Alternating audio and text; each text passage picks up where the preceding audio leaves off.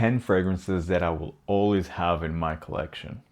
Hi everyone, welcome back to my channel, Scented Moments, where we discuss everything about perfumes. So in this video, I want just to share with you 10 fragrances that I will always have. These are 10 fragrances for life, way more I could mention, and actually I will not name any Parfum Roma fragrance just because, Parfum Roma is my favorite brand of all time, so whenever I will finish a bottle, I will just buy another one instantly. Actually, I am finishing my Acqua di Sale bottle, and my Aquaviva and Ambre are more or less half, which is even scary. But yeah, I will just be purchasing a backup. So that's it. Parfum Roma is a given. So I just wanted to highlight a few other different perfumes. And I also wanted to make this more eclectic, let's say. Meaning that I didn't want it to feature like many ambers or many ouds or many leathers. No, I just wanted to feature like not only one fragrance per brand, but also one fragrance per category, like one gourmand, one amber, one leather. And so without further ado, let's get started in a no specific order. So the first one here, it's from the house of Frederic Malle, a masterpiece, and it is Portrait of a Lady. This one right here, Portrait of a Lady. This was my very first Frederic Malle, actually. And I bought this full retail, and that's why it's the only 50 ml that I have in my collection. In fact, I have this one already for a few years now. I believe I purchased this one back in 2018 or 2019. Many years ago. So, and it smells amazing. A lot of people complain that this was heavily reformulated. And I would say maybe. This fragrance was released in 2010, and it's been 16 years since this was released, so for sure this was already reformulated at least once. But I haven't yet tried the newest batch of Portrait of a Lady, although I tried the anniversary one. So they launched last year like a limited edition full red bottle to celebrate the 15th anniversary of Portrait of a Lady, and it smelled divine, really. And this is, it's a masterpiece created by Dominique Ropion. This is all about rose, patchouli, raspberry, incense, and spices. And it's really one of the best rose fragrances, also one of the best patchouli fragrances. It's just a perfect mix of rose and patchouli with this raspberry incense qualities. It's really just a beautiful, stunning masterpiece. We could argue that this is the best Frederic Malle, especially for the price, because we could say maybe the Moon or the Night, but those are super expensive fragrances, especially the Night. And Portrait of a Lady is still, can we call it acceptable? Well, considering the current price market of perfumes in general, maybe we can. But yes, Portrait of a Lady is still like a masterpiece, and definitely I will have another bottle when I'm finishing with this 50 ml. Now the next fragrance here is from the house of Les Indemodables, a brand that I absolutely love, and this one is Vanille. Vanille is such a gorgeous vanilla tobacco chocolate, dark chocolate fragrance, and a bit boozy as well. This is one of the finest, if not the best, vanilla fragrance in the market at the moment, and definitely the best sweet tobacco vanilla type of perfume. And it's just as natural as it can get. The tobacco, it has like a wet tobacco leaves in here with this dark chocolate, a bit boozy, like I would say rum, and this amazing intoxicating vanilla. I'm a huge fan of this scent DNA. In general, I'm a big fan of sweet tobacco vanilla fragrances, and this is currently my favorite. Now, because I love this one so much, I have all the interpretations, iterations, flankers of Vanille. So I have the original, the regular Eau de Parfum, this one right here, but I also have the roll-on, the Parfum, that it's fantastic. I think I will do like a video comparing all of them side by side. So I have the roll-on, like I was saying. I have the Cuir de Oud, which was a limited edition released in 2024, and I also have the Vanille Cuir des Abysses released in last year, 2025. Now both the Cuir de Oud and Cuir des Abysses, they were limited edition, super expensive. I mean, 440 euros for 50 ml or 420 euros. I mean, one or another, it's still very expensive. And unless you would be very lucky to have like a local niche perfume that would have some stocks of any of these two fragrances, you basically needed to blind buy or then just order a sample via maybe Facebook groups or the souk session of Parfumo. So yeah, it's not great in that regard. It creates a bit of a FOMO, although I understand, because ultimately Vanille is the bestseller of Les Indemodables. And in fact, those two fragrances, like the oud and the leather, like the Cuir des Abysses, it's fantastic. Those two are really amazing. They kept the Vanille DNA and just simply added oud in Cuir de Oud and leather, this Russian tar, smoky leather in the Cuir des Abysses. Both amazing. I think I do slightly prefer more the Cuir de Oud to Cuir des Abysses, but regardless, they are just fantastic. So this just to say that I'm a huge fan of this DNA. I'm a big fan of Vanille in general. That's why it's a perfume that I will always have in my collection. And when I will be finishing the 50 ml, I will definitely have the 100 ml, because now Les Indemodables, and I believe this was also last year that they started to release Vanille in also 100 ml, and I believe that's the only 100 ml that they are releasing aside the colognes that they have, because they have Escale in Haiti and Escale in Indonesia, both colognes, eau de cologne style perfumes, although very different from your typical eau de cologne. But they are also in 100 ml, and so now we have Vanille as well in 100 ml. And yeah, well, the minute I finish this one, I will have it in 100 ml. Again, this intoxicating, incredibly sexy vanilla, sweet vanilla, tobacco, chocolate, bit boozy, bit spicy. I mean, really, if you are into this type of perfumes, this is a must-have. It's Vanille by Les Indemodables. Now the next fragrance here from the house of Xerjoff. I'm a big fan of Xerjoff, although last year it wasn't a big year for Xerjoff, to my taste. They released a lot of perfumes, but none of them really catch my eye or my nose, but they still have a lot of fantastic scents. This is one of them, and it's one of their best sellers. And it's not Naxos. Naxos, I would say, it's their best seller and it's their most popular perfume, but it's not Naxos. Although this is their second most well-known and maybe their second best seller. It is Alexandria II. This one right here, Alexandria II from the Oud Stars collection. This is an incredible scent. It was love at first sniff. And I have this bottle for years now. Also, more or less by the same time I bought Portrait of a Lady. And Alexandria II, it's a very popular, well-known perfume for the reason. This lavender, cardamom, and oud. Although the oud here, it's very tamed. It's not like a barnyardy, funky, blue cheese oud, the way I love, actually, because oud is my favorite note. But you don't use and you don't buy Alexandria II because of the oud. You buy because of the scent overall. The oud is there, like really in the back end, but still very tamed. But for me, it's the overall scent profile, the lavender with the cardamom with the oud. It's just fantastic, really very unique, I would say. This is one of those fragrances that was really groundbreaking. This was released in 2012 already, so a lot of years ago, so many years ago. And they do have like basically a whole line of Alexandria, which I also happen to have. So I have the original.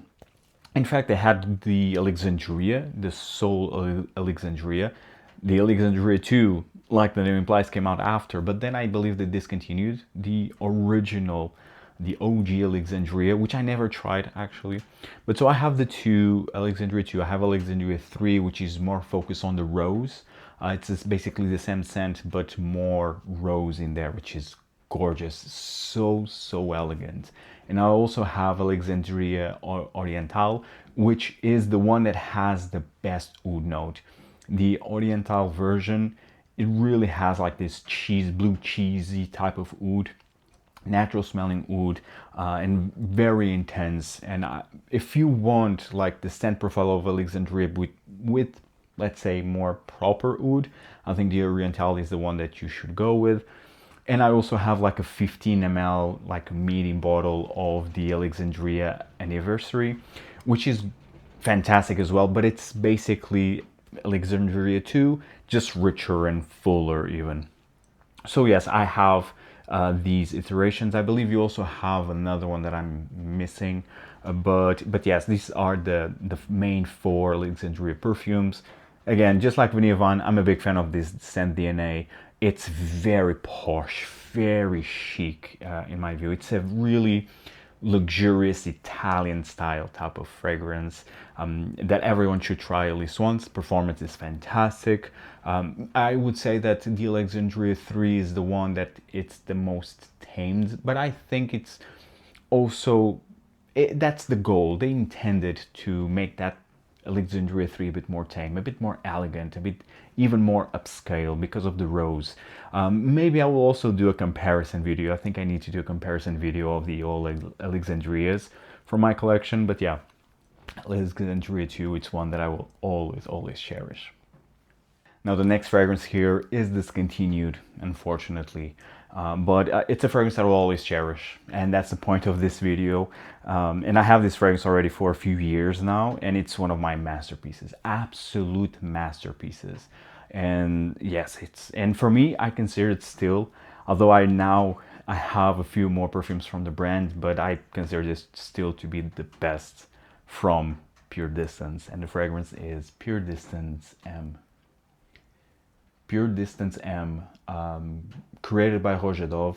This is like the niche version or the ultra niche version of Bel Ami by Hermès, and it's just glorious.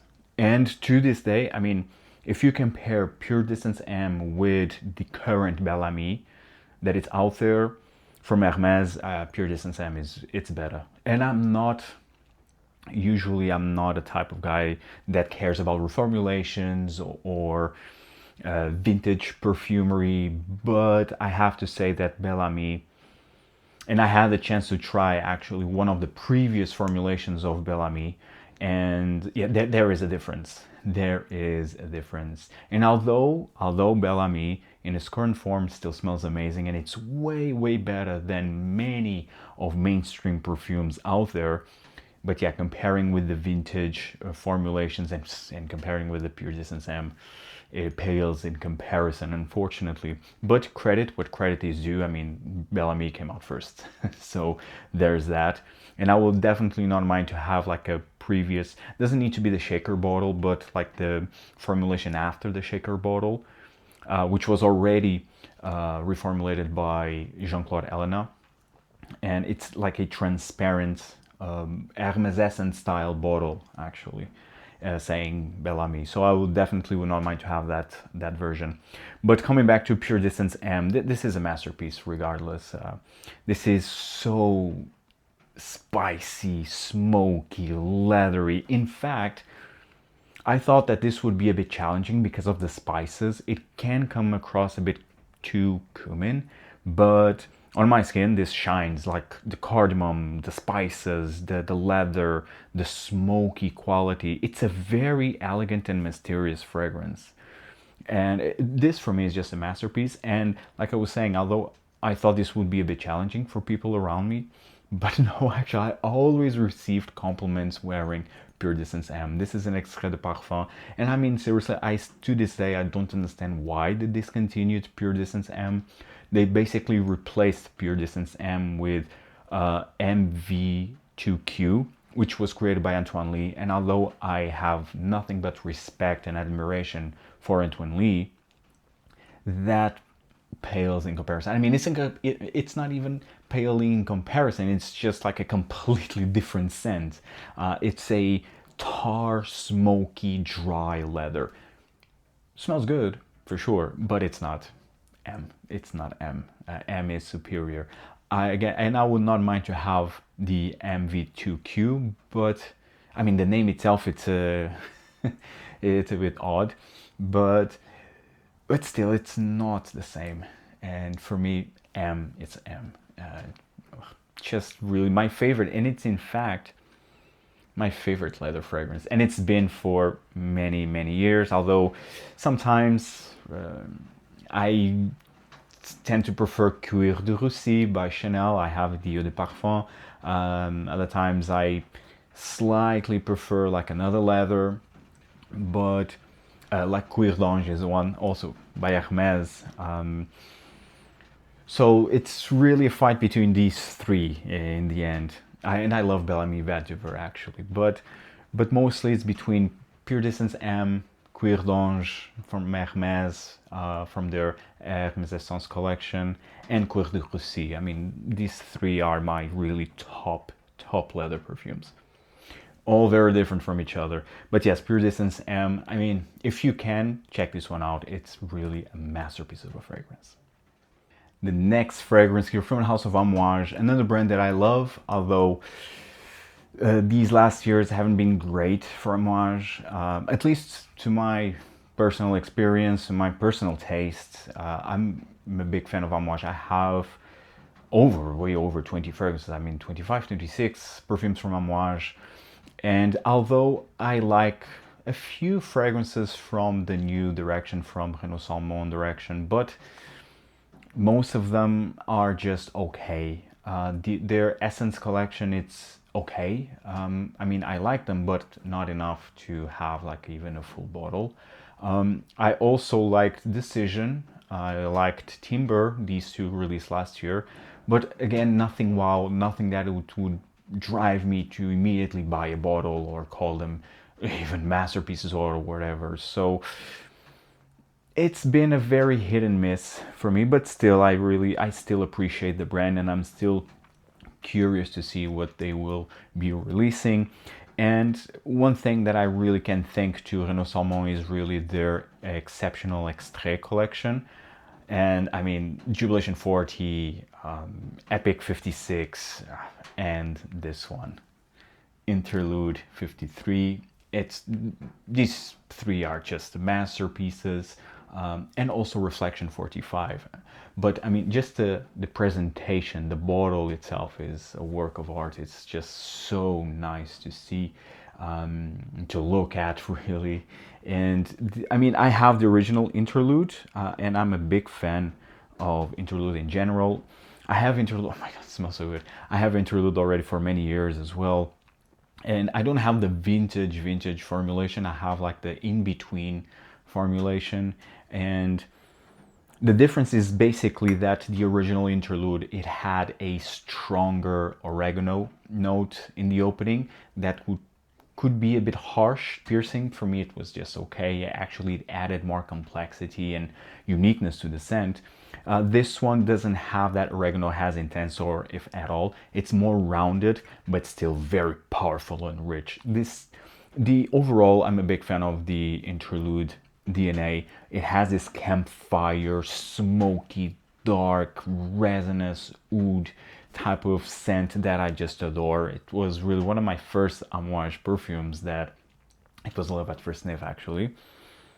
And I mean, I'm mentioning Interlude, I could have mentioned Jubilation, because it's a masterpiece, one of my all-time favorite fragrances, Jubilation 25 and Jubilation 40, and many others. I mean, Reflection, the Epic Woman, 56, the Epic Man, Journeyman, Overture Man, you name it, the list goes on. But if I would filter, I would say it's Interlude, Jubilation, maybe Epic, maybe another one that, I mean, really depends on the day, in fact. But Interlude and Jubilation are the ones that are standouts, absolutely. And yes, I mean, if you are a fan of Interlude, this is a must-have. Now, I'm not a huge fan of the Black Iris version. it's just an okay scent. I mean, it's nice, but it's not Interlude. Although the iris there used there, it's good, but and it makes it more approachable, more versatile. And I'm a huge lover of iris perfumes, but in Interlude, I don't know, maybe I need to revisit it again, but it didn't sit well with me. For me, Interlude needs to be this intense, heavy, daring type of perfume, not tamed, not elegant. I mean, it's elegant, but in its regal, royal way, if that makes sense. And I actually already wore this to the office when I was working in the law firm. And in fact, I received a couple of compliments, which was a shock. Of course, I just went to sprays, but I received compliments and not even one complaint. So, hey, there's that. But yes, Interlude, yes, I have a few good memories, but overall it's a Sentinel that I will always cherish. And the next fragrance here from the house of Rania J. And another brand that I absolutely love. And I discovered Rania J early on my niche discovering back in 2017. And it was Love at First Sniff. And this one is Ambre Loup. Ambre Loup, Love at First Sniff, one of my all-time favorite amber perfumes. Very dark, balsamic, resinous, woody fragrance. And in fact, this is not an old bottle. I had a previous, like the original bottle, and it was a bit different. Like here, the label was different. The cap as well was different. It was like a full, like metallic cap. And unfortunately, what happened is that that bottle broke when I was traveling to Vilnius. And of course, I needed to have another bottle. And that bottle actually was already like more or less half, in fact. And then it broke and I just bought a new one. And it still smells amazing, still smells the same. I don't sense any reformulations whatsoever in here. And it has even like a, yeah, as well like Interlude, it has a campfire quality into it. Oh, it's so good. And the resins, the amber, it's so warm, cozy, sweet, very goopy, but it's the balsamic, dark, woody qualities that really balances the sweetness. And it's fantastic. The performance is amazing. You really need to go easy on the trigger. This is another parfum, but really this will last you the whole day and some more. And you can even choke yourself if you overspray. So definitely go easy on the trigger here, but it's really one of the best, finest amber fragrances out there. Rania J, Ambre Loup. The next fragrance from the house of Chanel, from the Les Exclusives. Now, I'm a big fan of Chanel, especially their Les Exclusives line. And I could mention so many. Sycamore, could mention Cuir de Russie, could have mentioned number 18, 1957, Bel Respiro. I mean, the list goes on. I really adore that line. But, I mean, this one is also not that bad. It's Coromandel. Coromandel, it's also already a more than classic. It's a must-have if you are into Chanel perfumes, and especially from this line. Now, I know their fragrances currently are not cheap at all, and basically Chanel is one of those brands that constantly pumps up their prices like 10% a year at least. But this is already what I wore since I purchased like 3-4 years ago. And for a person who has over 600 perfumes, this is a lot.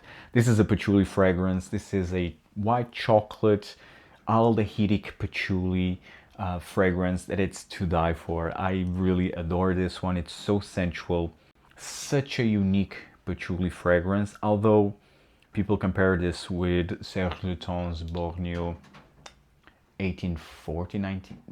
It's the Borneo one, which now I'm forgetting, and I apologize for that.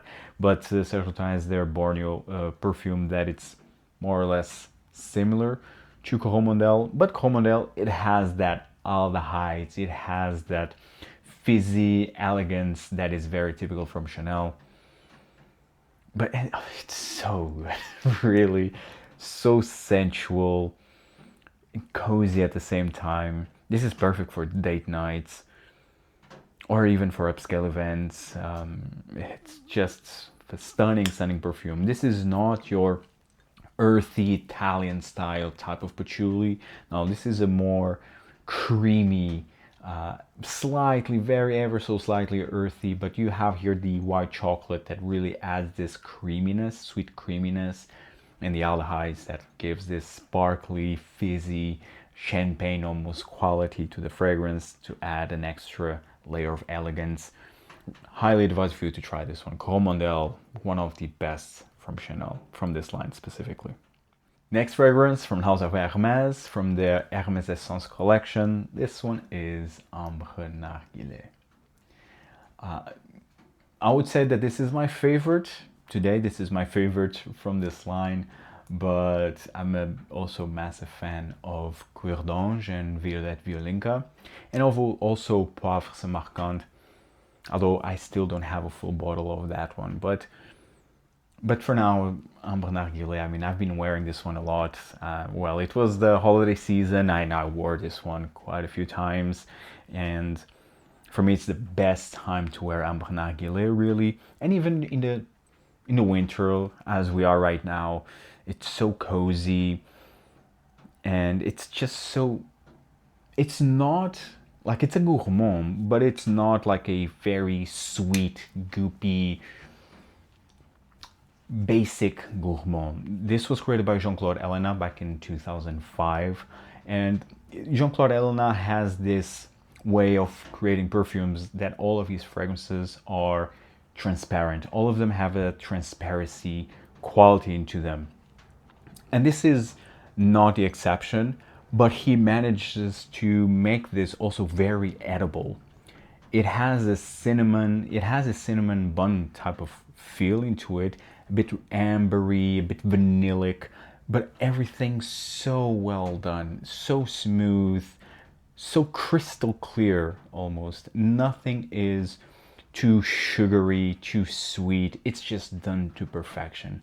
And in fact, you have so many fragrances inspired by the Sentier, thinking of Parfum de Marly or Wajan, thinking of Kilian's Angel Share, and many others, in fact.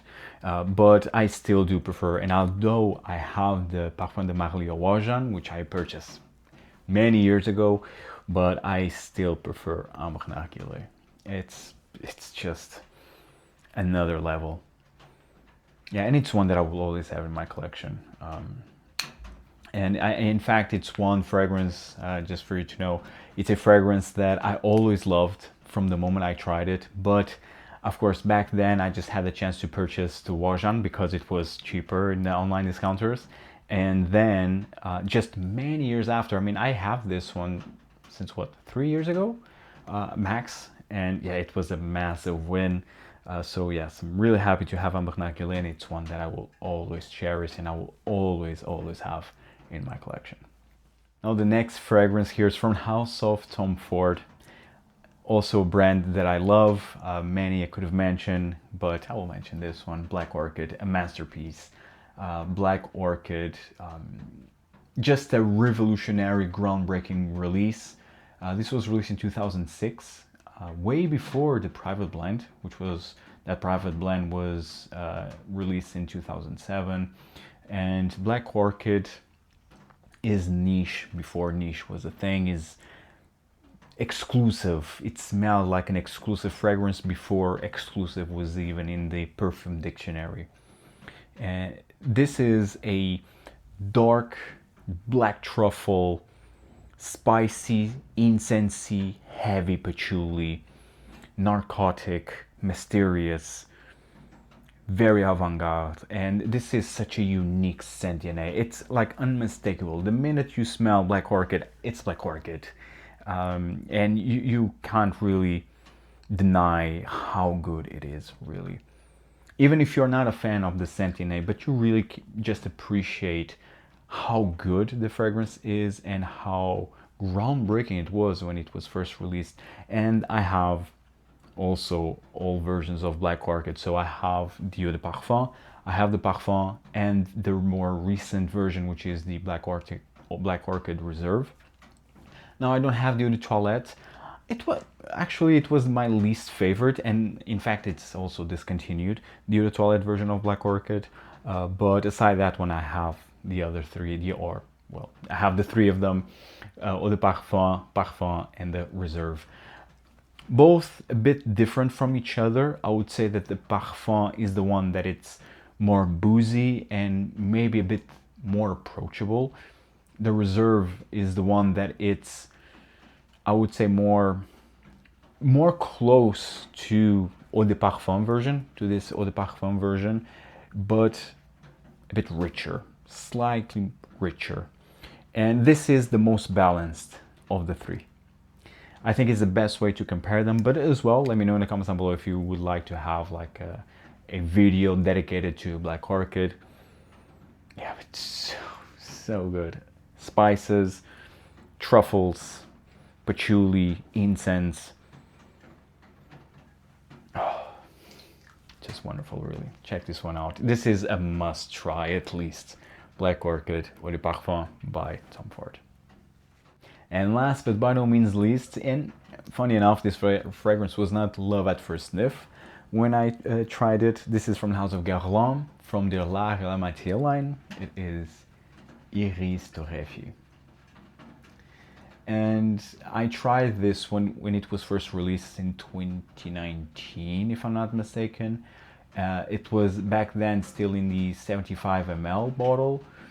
And although I appreciate it, but well, I was spoiled because back then we had this line called Dior Homme with this masterpiece of an iris, and you have Dior Homme Intense, Dior Homme Parfum, and you also back then you also had already the Prada de l'Homme Intense. Although I mean the Dior Homme iris was way superior. And this kind of resembles, when I smelled this at the first time, I was like, this kind of resembles to Dior Homme, but with coffee. And because I already had the whole line back then, I found that it would be a bit redundant having Iris Torrefie. But, well, time went by, and then I revisit Iris Torrefie, and I was just like, why I didn't purchase this one back then. And I had, meanwhile, this was discontinued because of course, and finally, it was last year actually, it was November last year that I grabbed 200 ml bottle of Iris Torrefie. Super lucky to find the deal. It was an incredible deal, and I needed to have it. And it's really good.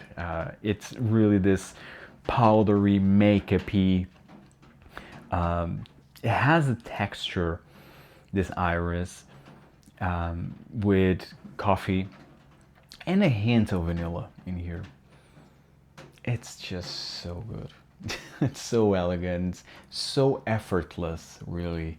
It's not the type of iris that it's very buttery. It's more like powdery, makeup-y. It has some texture, but it's more soft. And the coffee really gives a bit more oomph. And it's not it's like an espresso type of accord in here. It's not like a roasted coffee beans. It's more like a light espresso. And a bit of vanilla. So damn good. So effortless. Amazing. And I will always cherish this fragrance in my collection, especially now considering that Dior just butchered the entire Dior Homme line. So I mean, at least we can still have some fun with Iris Torrefie. I would really advise you for you to try and get either 200 ml or 100 ml or 50 ml, whatever you can, because it's really worth it. It's really worth it. Iris Torrefie, finishing this video, guys. Let me know in the comments down below if you enjoyed this video. If you did, hit the like button, subscribe, check out all the other fragrance content that I have available. Also, let me know what are your 10 fragrances that you will always cherish, that you will always have in your collection. See you in the next. Ciao, guys.